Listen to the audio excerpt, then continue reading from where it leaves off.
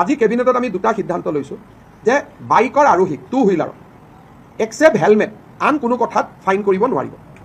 অকল helmet নিপিন্ধিলে fine হ'ব, বাকী আৰু কাগজ নাই পত্ৰ নাই এইবিলাকত যিটো ফাইন কৰে সেই ফাইনটো আৰু এতিয়াৰ পৰা নকৰিব।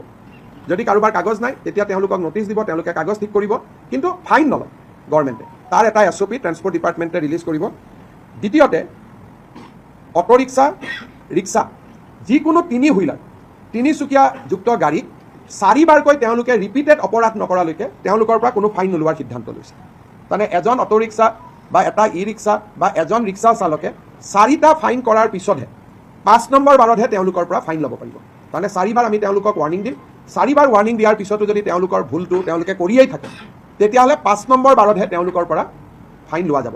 আৰু তেনেকৈ মটৰচাইকেল, স্কুটাৰ, স্কুটি আদিৰ পৰা এটাতে খালি ফাইন লোৱা যাব হেলমেট নিপিন্ধিলে, বাকী আন কথাত আমি তেওঁলোকৰ পৰা ফাইন নলওঁ। ইয়াৰ ওপৰত